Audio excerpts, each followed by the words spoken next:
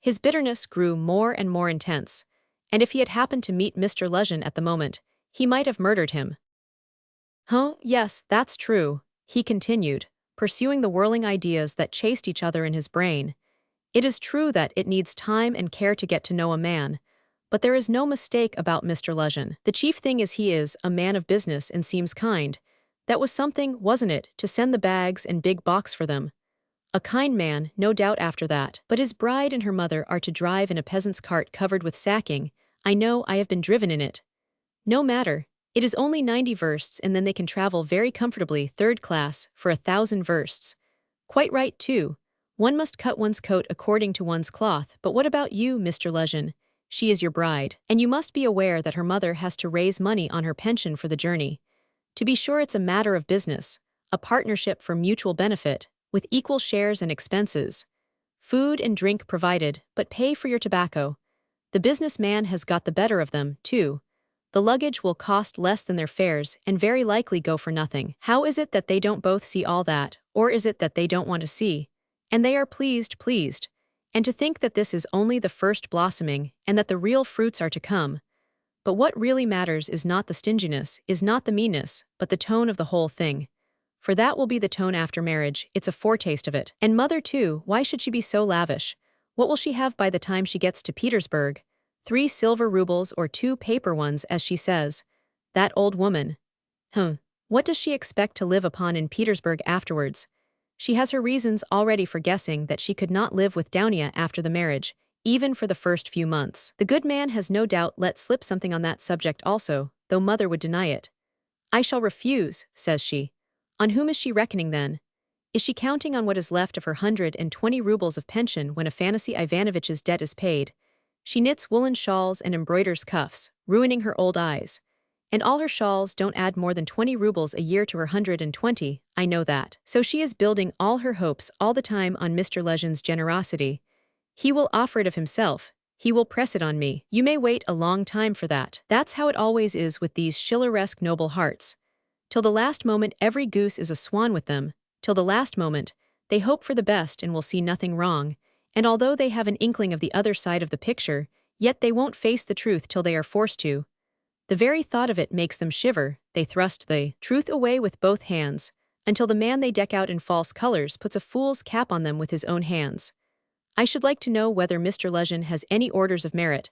I bet he has the Anna in his buttonhole, and that he puts it on when he goes to dine with contractors or merchants. He will be sure to have it for his wedding, too. Enough of him, confound him. Well, mother, I don't wonder at it's like her, God bless her, but how could Dounia? Dounia, darling, as though I did not know you. You were nearly 20 when I saw you last. I understood you then. Mother writes that Dounia can put up with a great deal. I know that very well. I knew that 2 years and a half ago, and for the last 2.5 years I have been thinking about it, thinking of just that Dounia can put up with a great deal. If she could put up with Mr. Svidrigailov and all the rest of it, she certainly can put up with a great deal. And now mother and she have taken it into their heads that she can put up with Mr. Luzhin, who propounds the theory of the superiority of wives, raised from destitution, and owing everything to their husband's bounty. Who propounds it, too, almost at the first interview. Granted that he let it slip. Though he is a sensible man, yet maybe it was not a slip at all, but he meant to make himself clear as soon as possible. But Dounia. She understands the man, of course, but she will have to live with the man. Why, she'd live on black bread and water. She would not sell her soul. She would not barter her moral freedom for comfort. She would not barter it for all Schleswig-Holstein, much less Mr. Luzhin's money. No, Dounia was not that sort when I knew her, and she is still the same, of course. Yes, there's no denying, the Svidrigailovs are a bitter pill. It's a bitter thing to spend one's life a governess in the provinces for 200 rubles. But I know she would rather be a nigger on a plantation, or a let with a German master than degrade her soul, and her moral dignity, by binding herself forever to a man whom she does not respect, and with whom she has nothing in common for her own advantage. And if Mr. Luzhin had been of unalloyed gold, or one huge diamond, she would never have consented to become his legal concubine. Why is she consenting then? What's the point of it? What's the answer? It's clear enough, for herself, for her comfort, to save her life she would not sell herself, but for someone else she is doing it. For one she loves, for one she adores, she will sell herself. That's what it all amounts to. For her brother, for her mother, she will sell herself. She will sell everything. In such cases, we overcome our moral feeling if necessary. Freedom, peace, conscience even, all are brought into the market. Let my life go, if only my dear ones may be happy. More than that, we become casuists. We learn to be Jesuitical, and for a time maybe we can soothe ourselves. We can persuade ourselves that it is one's duty for a good object. That's just like us, it's as clear as daylight. It's clear that Rodion Romanovich Raskolnikov is the central figure in the business, and no one else. Oh yes, she can ensure his happiness, keep him in the university, make him a partner in the office, make his whole future secure. Perhaps he may even be a rich man later on, prosperous, respected, and may even end his life a famous man. But my mother, it's all Radia, precious Radia, her firstborn. For such a son who would not sacrifice such a daughter. Oh, loving, overpartial hearts. Why, for his sake we would not shrink even from Sonya's fate. Sonya Marmeladov, the eternal victim so long as the world lasts. Have you taken the measure of your sacrifice, both of you? Is it right? Can you bear it? Is it any use? Is there sense in it? And let me tell you, Downia, Sonya's life is no worse than life with Mr. Luzhin. There can be no question of love, mother writes.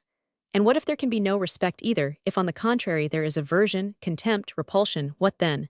So you will have to keep up your appearance, too. Is not that so? Do you understand what that smartness means? Do you understand that the Luzhin smartness is just the same thing as Sonya's and maybe worse, viler, baser, because in your case, Downia, it's a bargain for luxuries after all, but with Sonya it's simply a question of starvation. It has to be paid for. It has to be paid for, Downia, this smartness. And what if it's more than you can bear afterwards if you regret it? The bitterness, the misery, the curses, the tears hidden from all the world, for you are not a Marfa Petrovna. And how will your mother feel then? Even now she is uneasy, she is worried, but then when she sees it all clearly.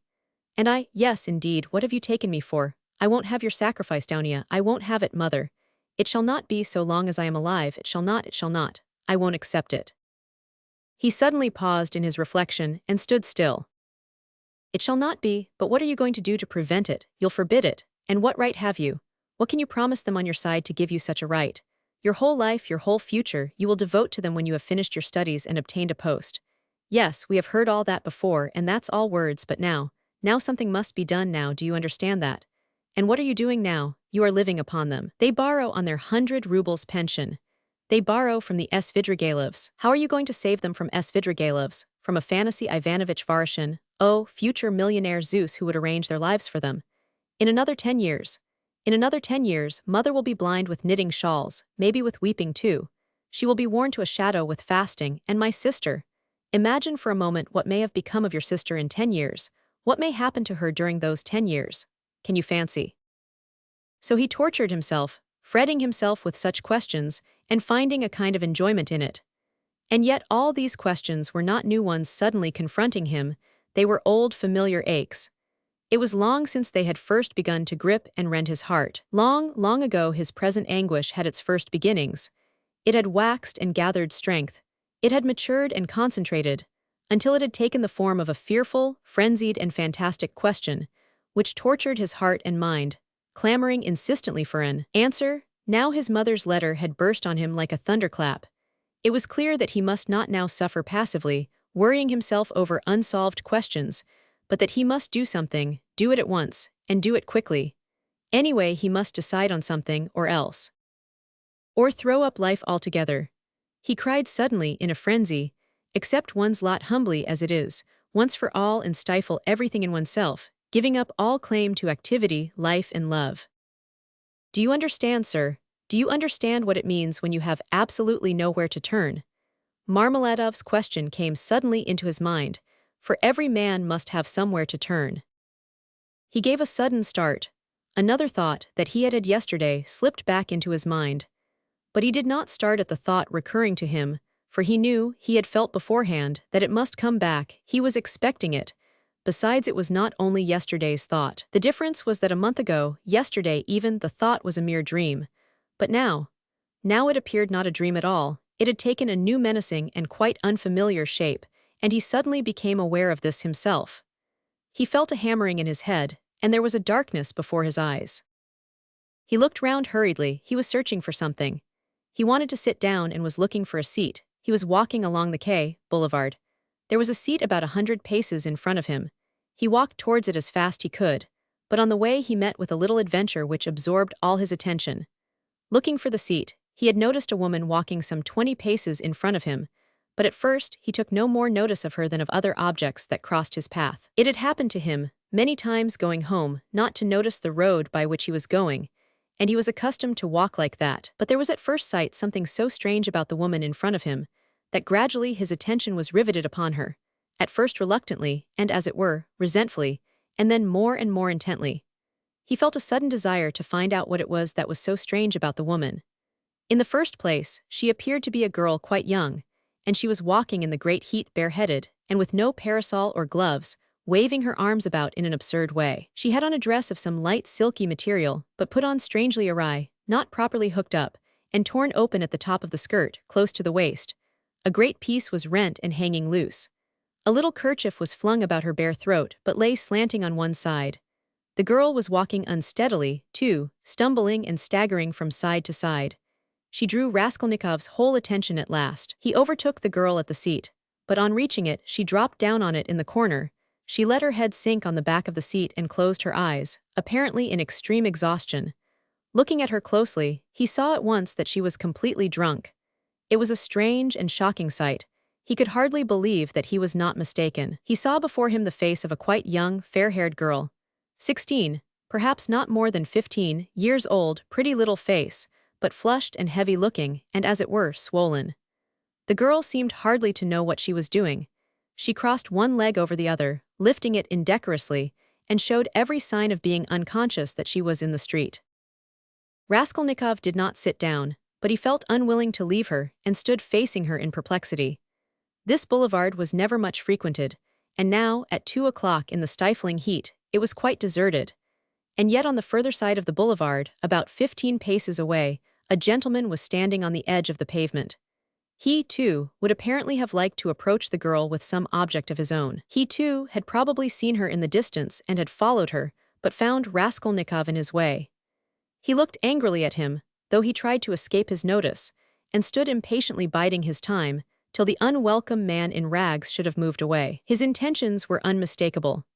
The gentleman was a plump, thickly-set man, about 30, fashionably dressed, with a high color, red lips and mustaches. Raskolnikov felt furious. He had a sudden longing to insult this fat dandy in some way.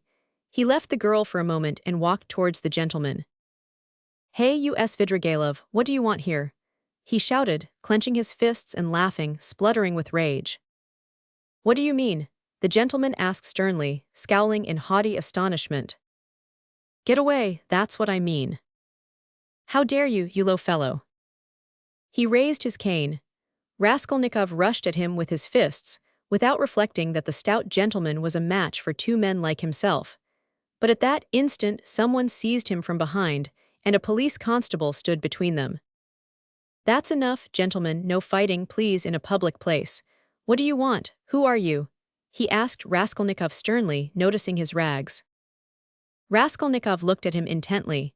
He had a straightforward, sensible, soldierly face, with grey mustaches and whiskers. "You are just the man I want," Raskolnikov cried, catching at his arm. "I am a student, Raskolnikov. You may as well know that too," he added, addressing the gentleman. "Come along, I have something to show you." And taking the policeman by the hand, he drew him towards the seat. "Look here, hopelessly drunk, and she has just come down the boulevard. There's no telling who and what she is. She does not look like a professional. It's more likely she has been given drink and deceived somewhere. For the first time. You understand? And they've put her out into the street like that. Look at the way her dress is torn and the way it has been put on. She has been dressed by somebody. She has not dressed herself, and dressed by unpracticed hands, by a man's hands. That's evident. And now look there. I don't know that dandy with whom I was going to fight. I see him for the first time, but he, too, has seen her on the road, just now, drunk, not knowing what she is doing, and now he is very eager to get hold of her, to get her away somewhere while she is in this state. That's certain, believe me, I am not wrong. I saw him myself watching her and following her, but I prevented him, and he is just waiting for me to go away. Now he has walked away a little, and is standing still, pretending to make a cigarette. Think, how can we keep her out of his hands, and how are we to get her home?" The policeman saw it all in a flash. The stout gentleman was easy to understand. He turned to consider the girl. The policeman bent over to examine her more closely, and his face worked with genuine compassion. Ah, what a pity, he said, shaking his head. Why, she is quite a child. She has been deceived, you can see that at once. Listen, lady, he began addressing her. Where do you live? The girl opened her weary and sleepy-looking eyes, gazed blankly at the speaker and waved her hand. Here, said Raskolnikov, feeling in his pocket and finding 20 kopecks. Here, call a cab and tell him to drive her to her address. The only thing is to find out her address. Missy, the policeman began again, taking the money. I'll fetch you a cab and take you home myself. Where shall I take you, eh? Where do you live? Go away, they won't let me alone, the girl muttered, and once more waved her hand. Och, how shocking, it's shameful, missy, it's a shame. He shook his head again, shocked, sympathetic and indignant. It's a difficult job, the policeman said to Raskolnikov, and as he did so, he looked him up and down in a rapid glance. He, too, must have seemed a strange figure to him, dressed in rags and handing him money. Did you meet her far from here? He asked him. I tell you she was walking in front of me, staggering, just here, in the boulevard. She only just reached the seat and sank down on it. Ah, the shameful things that are done in the world nowadays, God have mercy on us. An innocent creature like that, drunk already, she has been deceived, that's a sure thing. See how her dress has been torn too. Ah, the vice one sees nowadays. And as likely as not she belongs to gentlefolk too, poor ones maybe. There are many like that nowadays. She looks refined too, as though she were a lady, and he bent over her once more. Perhaps he had daughters growing up like that, looking like ladies and refined, with pretensions to gentility and smartness. The chief thing is, Raskolnikov persisted, to keep her out of this scoundrel's hands. Why should he outrage her? It's as clear as day what he is after. Ah, the brute, he is not moving off. Raskolnikov spoke aloud and pointed to him. The gentleman heard him, and seemed about to fly into a rage again, but thought better of it, and confined himself to a contemptuous look. He then walked slowly another 10 paces away and again halted. Keep her out of his hands we can, said the constable thoughtfully, if only she'd tell us where to take her, but as it is. Missy, hey missy. He bent over her once more. She opened her eyes fully all of a sudden, looked at him intently as though realizing something, got up from the seat and walked away in the direction from which she had come. Oh, shameful wretches, they won't let me alone, she said, waving her hand again. She walked quickly, though staggering as before. The dandy followed her, but along another avenue, keeping his eye on her. Don't be anxious, I won't let him have her, the policeman said resolutely, and he set off after them. Ah, the vice one sees nowadays, he repeated aloud, sighing. At that moment something seemed to sting Raskolnikov. In an instant, a complete revulsion of feeling came over him. Hey here, he shouted after the policeman. The latter turned round. Let them be, what is it to do with you? Let her go, let him amuse himself. He pointed at the dandy, what is it to do with you? The policeman was bewildered and stared at him open-eyed. Raskolnikov laughed. Well, ejaculated the policeman, with a gesture of contempt, and he walked after the dandy and the girl, probably taking Raskolnikov for a madman or something even worse. He has carried off my 20 kopecks, Raskolnikov murmured angrily when he was left alone. Well, let him take as much from the other fellow to allow him to have the girl and so let it end. And why did I want to interfere? Is it for me to help? Have I any right to help? Let them devour each other alive. What is it to me? How did I dare to give him 20 kopecks? Were they mine? In spite of those strange words, he felt very wretched. He sat down on the deserted seat. His thoughts strayed aimlessly. He found it hard to fix his mind on anything at that moment. He longed to forget himself altogether, to forget everything, and then to wake up and begin life anew. Poor girl, he said, looking at the empty corner where she had sat. She will come to herself and weep, and then her mother will find out. She will give her a beating, a horrible, shameful beating, and then maybe turn her out of doors. And even if she does not, the Darya Frantsovnas will get wind of it, and the girl will soon be slipping out on the sly here and there. Then there will be the hospital directly. That's always the luck of those girls with respectable mothers, who go wrong on the sly, and then, again the hospital, drink, the taverns, and more hospital in 2 or 3 years, a wreck and her life over at 18 or 19. Have not I seen cases like that? And how have they been brought to it? Why, they've all come to it like that. But what does it matter? That's as it should be, they tell us. A certain percentage, they tell us, must every year go. that way. To the devil, I suppose, so that the rest may remain chaste and not be interfered with. A percentage. What splendid words they have, they are so scientific, so consolatory. Once you've said percentage, there's nothing more to worry about. If we had any other word, maybe we might feel more uneasy. But what if Downia were one of the percentage? Of another one if not that one. But where am I going? He thought suddenly. Strange, I came out for something. As soon as I had read the letter I came out. I was going to Vasilyevsky Ostrov to Razumihin. That's what it was. Now I remember. What for though? And what put the idea of going to Razumihin into my head just now? That's curious. He wondered at himself. Razumihin was one of his old comrades at the university. It was remarkable that Raskolnikov had hardly any friends at the university. He kept aloof from everyone, went to see no one, and did not welcome anyone who came to see him, and indeed everyone soon gave him up. He took no part in the students' gatherings, amusements, or conversations. He worked with great intensity without sparing himself, and he was respected for this, but no one liked him. He was very poor, and there was a sort of haughty pride and reserve about him, as though he were keeping something to himself. He seemed to some of his comrades to look down upon them all as children, as though he were superior in development, knowledge and convictions, as though their beliefs and interests were beneath him. With Razumihin he had got on, or at least, he was more unreserved and communicative with him. Indeed, it was impossible to be on any other terms with Razumihin. He was an exceptionally good-humored and candid youth, good-natured to the point of simplicity, though both depth and dignity lay concealed under that simplicity. The better of his comrades understood this, and all were fond of him. He was extremely intelligent, though he was certainly rather a simpleton at times. He was of striking appearance, tall, thin, black-haired, and always badly shaved. He was sometimes uproarious and was reputed to be of great physical strength. One night, when out in a festive company, he had with one blow laid a gigantic policeman on his back. There was no limit to his drinking powers, but he could abstain from drink altogether. He sometimes went too far in his pranks, but he could do without pranks altogether. Another thing striking about Razumihin, no failure distressed him, and it seemed as though no unfavorable circumstances could crush him. He could lodge anywhere, and bear the extremes of cold and hunger. He was very poor, and kept himself entirely on what he could earn by work of one sort or another. He knew of no end of resources by which to earn money. He spent one whole winter without lighting his stove, and used to declare that he liked it better, because one slept more soundly in the cold. For the present he, too, had been obliged to give up the university. But it was only for a time, and he was working with all his might to save enough to return to his studies again. Raskolnikov had not been to see him for the last 4 months, and Razumihin did not even know his address. About 2 months before, they had met in the street, but Raskolnikov had turned away and even crossed to the other side that he might not be observed. And though Razumihin noticed him, he passed him by, as he did not want to annoy him. Chapter 5.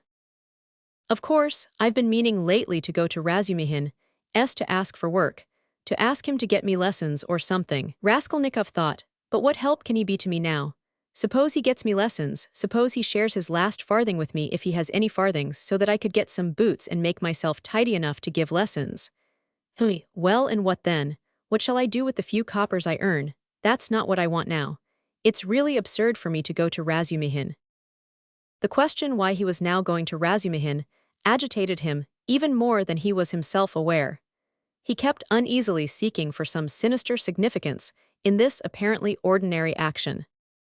Could I have expected to set it all straight, and to find a way out by means of Razumihin alone? He asked himself in perplexity. He pondered and rubbed his forehead, and strange to say, after long musing, suddenly, as if it were spontaneously and by chance, a fantastic thought came into his head. To Razumihin S, he said all at once calmly, as though he had reached a final determination.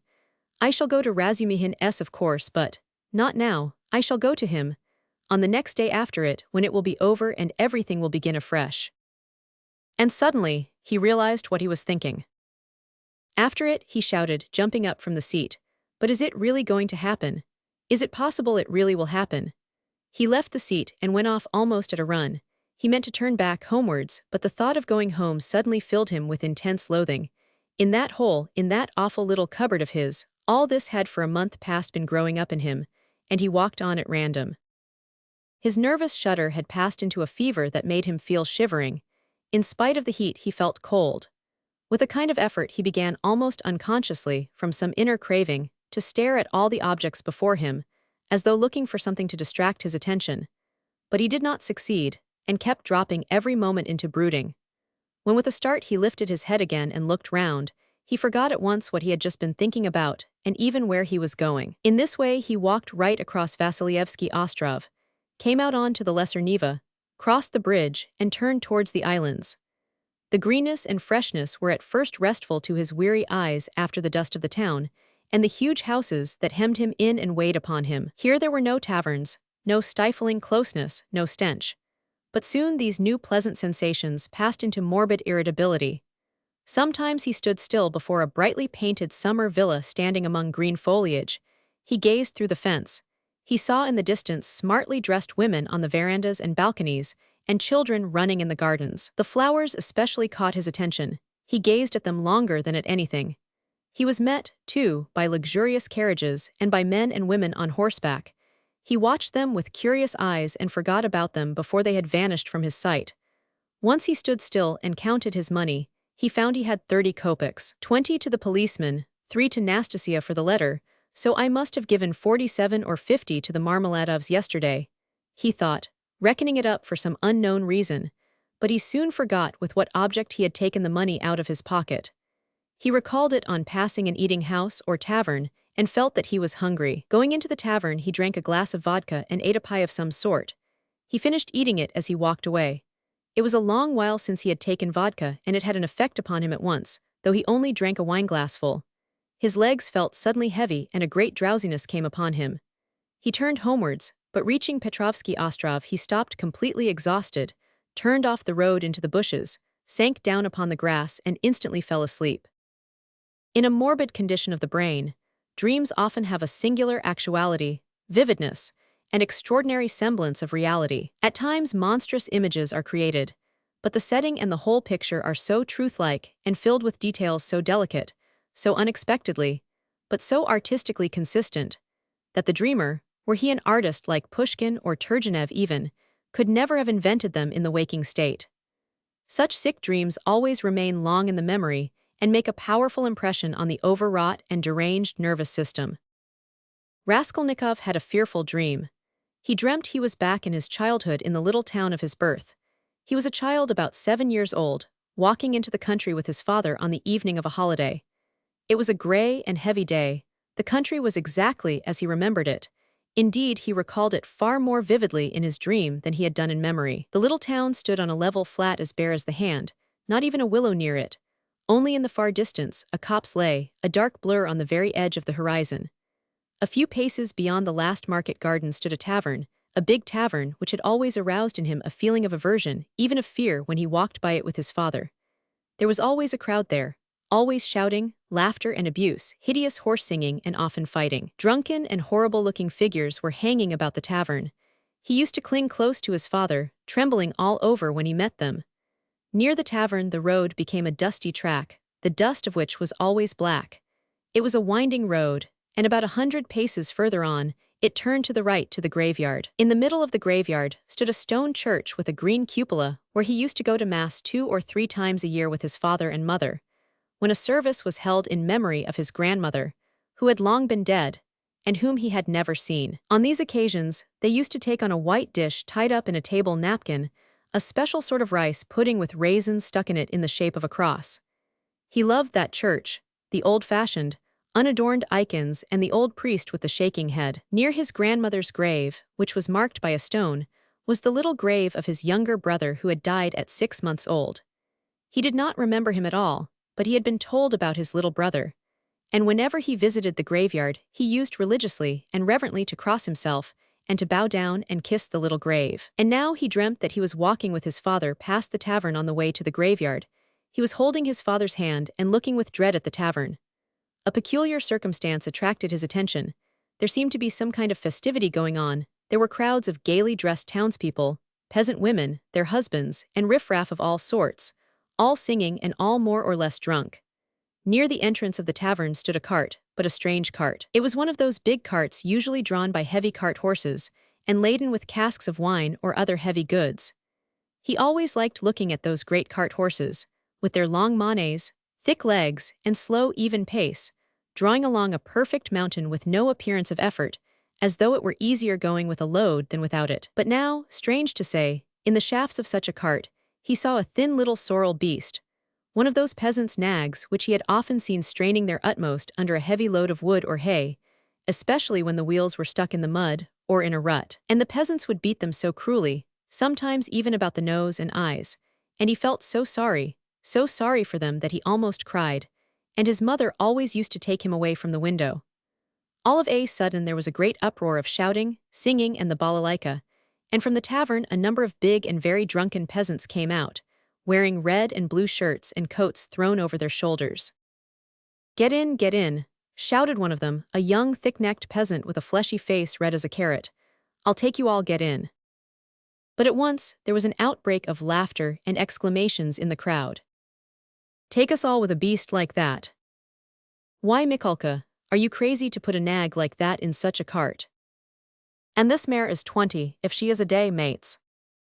Get in, I'll take you all," Mikolka shouted again, leaping first into the cart, seizing the reins and standing straight up in front.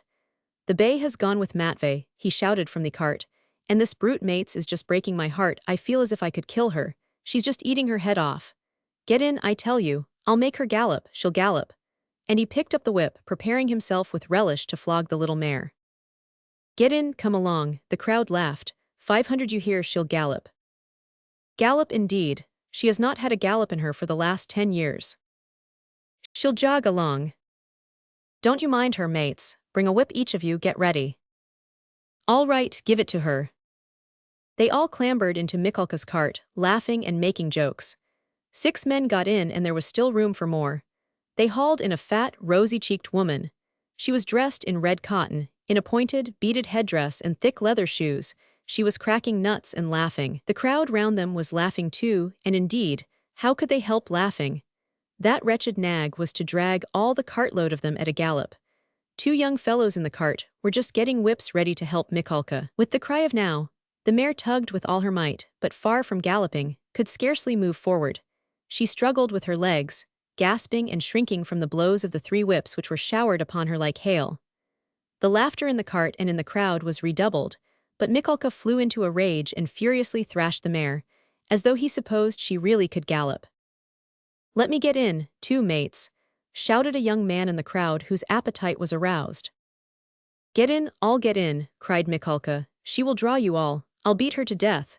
And he thrashed and thrashed at the mare, beside himself with fury. "Father, father," he cried, "father, what are they doing? Father, they are beating the poor horse." Come along," said his father. "They are drunken and foolish, they are in fun, come away, don't look." And he tried to draw him away, but he tore himself away from his hand, and beside himself with horror ran to the horse. The poor beast was in a bad way. She was gasping, standing still, then tugging again and almost falling. "Beat her to death," cried Mikolka. "It's come to that, I'll do for her." "What are you about? Are you a Christian, you devil?" shouted an old man in the crowd. "Did anyone ever see the like? A wretched nag like that pulling such a cartload," said another. "You'll kill her," shouted the third. "Don't meddle, it's my property, I'll do what I choose. Get in, more of you. Get in, all of you, I will have her go at a gallop." All at once, laughter broke into a roar and covered everything. The mare, roused by the shower of blows, began feebly kicking. Even the old man could not help smiling. To think of a wretched little beast like that trying to kick.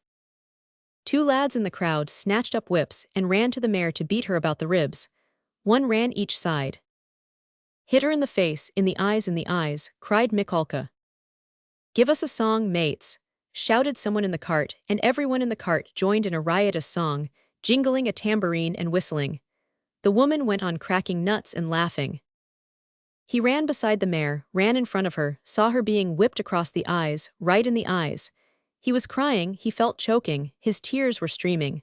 One of the men gave him a cut with the whip across the face, he did not feel it. Wringing his hands and screaming, he rushed up to the gray-headed old man with the gray beard, who was shaking his head in disapproval. One woman seized him by the hand and would have taken him away, but he tore himself from her and ran back to the mare. She was almost at the last gasp, but began kicking once more. "I'll teach you to kick," Mikulka shouted ferociously. He threw down the whip, bent forward and picked up from the bottom of the cart a long, thick shaft. He took hold of one end with both hands, and with an effort brandished it over the mare. "He'll crush her," was shouted round him. "He'll kill her." "It's my property," shouted Mikulka and brought the shaft down with a swinging blow. There was a sound of a heavy thud. Thrash her, why have you stopped?" shouted voices in the crowd. And Mikulka swung the shaft a second time and it fell a second time on the spine of the luckless mare. She sank back on her haunches, but lurched forward and tugged forward with all her force, tugged first on one side and then on the other, trying to move the cart. But the 6 whips were attacking her in all directions, and the shaft was raised again and fell upon her a third time, then a fourth, with heavy measured blows. Mikulka was in a fury that he could not kill her at one blow. "She's a tough one," was shouted in the crowd. "She'll fall in a minute, mates. There will soon be an end of her," said an admiring spectator in the crowd. "Fetch an axe to her, finish her off," shouted a third. "I'll show you, stand off," Mikulka screamed frantically. He threw down the shaft, stooped down in the cart and picked up an iron crowbar. "Look out," he shouted, and with all his might he dealt a stunning blow at the poor mare. The blow fell, the mare staggered, sank back, tried to pull, but the bar fell again with a swinging blow on her back and she fell on the ground like a log. "Finish her off," shouted Mikulka and he leapt beside himself out of the cart. Several young men, also flushed with drink, seized anything they could come across, whips, sticks, poles, and ran to the dying mare. Mikulka stood on one side and began dealing random blows with the crowbar. The mare stretched out her head, drew a long breath and died. "You butchered her," someone shouted in the crowd. "Why wouldn't she gallop then?" "My property," shouted Mikulka, with bloodshot eyes, brandishing the bar in his hands.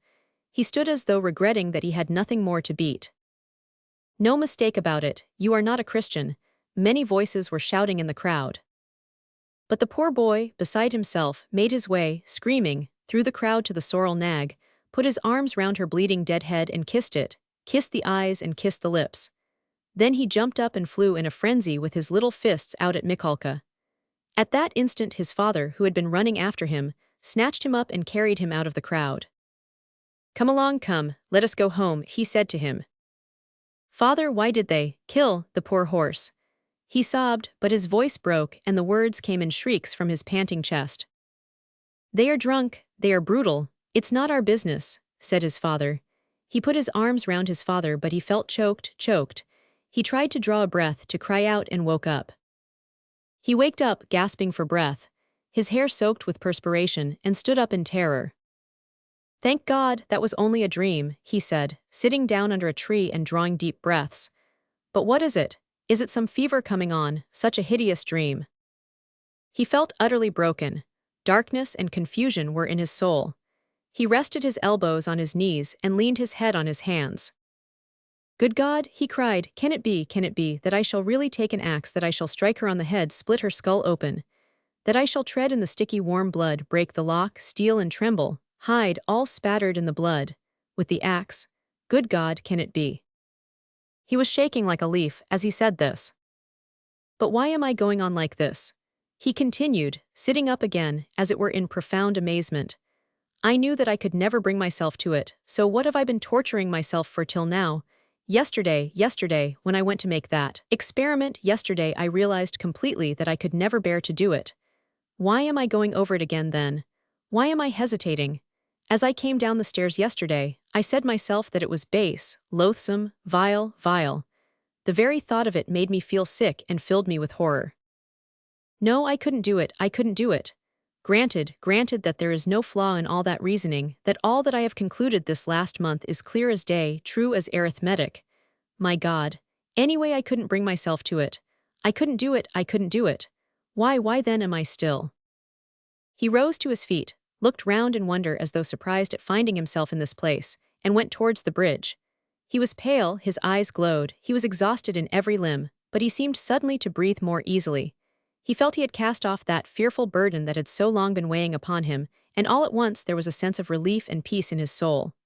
"Lord," he prayed, "show me my path, I renounce that accursed dream of mine." Crossing the bridge, he gazed quietly and calmly at the Neva, at the glowing red sun setting in the glowing sky. In spite of his weakness, he was not conscious of fatigue. It was as though an abscess that had been forming for a month past in his heart had suddenly broken. Freedom, freedom. He was free from that spell, that sorcery, that obsession. Later on, when he recalled that time and all that happened to him during those days, minute by minute, point by point, he was superstitiously impressed by one circumstance, which, though in itself not very exceptional, always seemed to him afterwards the predestined turning point of his fate. He could never understand and explain to himself why, when he was tired and worn out, when it would have been more convenient for him to go home by the shortest and most direct way, he had returned by the hay market where he had no need to go. It was obviously and quite unnecessarily out of his way, though not much so. It is true that it happened to him dozens of times to return home without noticing what streets he passed through. But why, he was always asking himself. Why had such an important, such a decisive, and at the same time such an absolutely chance meeting happened in the hay market, where he had moreover no reason to go, at the very hour, the very minute of his life when he was just in the very mood, and in the very circumstances in which that meeting was able to exert the gravest and most decisive influence on his whole destiny, as though it had been lying in wait for him on purpose. It was about 9 o'clock when he crossed the hay market. At the tables and the barrows, at the booths and the shops, all the market people were closing their establishments or clearing away and packing up their wares, and like their customers, were going home. Rag pickers and costermongers of all kinds were crowding round the taverns in the dirty and stinking courtyards of the hay market. Raskolnikov particularly liked this place and the neighboring alleys when he wandered aimlessly in the streets. Here his rags did not attract contemptuous attention, and one could walk about in any attire without scandalizing people. At the corner of an alley, a huckster and his wife had 2 tables set out with tapes, thread, cotton handkerchiefs, etc. They too had got up to go home, but were lingering in conversation with a friend who had just come up to them. This friend was Lizaveta Ivanovna, or as everyone called her, Lizaveta, the younger sister of the old pawnbroker, Alyona Ivanovna, whom Raskolnikov had visited the previous day to pawn his watch and make his experiment. He already knew all about Lizaveta, and she knew him a little too. She was a single woman of about 35, tall, clumsy, timid, submissive, and almost idiotic. She was a complete slave and went in fear and trembling of her sister, who made her work day and night, and even beat her. She was standing with a bundle before the huckster and his wife, listening earnestly and doubtfully. They were talking of something with special warmth. The moment Raskolnikov caught sight of her, he was overcome by a strange sensation as it were of intense astonishment, though there was nothing astonishing about this meeting. "You could make up your mind for yourself, Lizaveta Ivanovna," the huckster was saying aloud. "Come round tomorrow about 7, they will be here too." "Tomorrow," said Lizaveta slowly and thoughtfully, as though unable to make up her mind. "Upon my word, what a fright you are in of Alyona Ivanovna," gabbled the huckster's wife, a lively little woman. "I look at you, you are like some little babe. And she is not your own sister either, nothing but a step-sister, and what a hand she keeps over you." "But this time don't say a word to Alyona Ivanovna," her husband interrupted. "That's my advice, but come round to us without asking. It will be worth your while. Later on your sister herself may have a notion."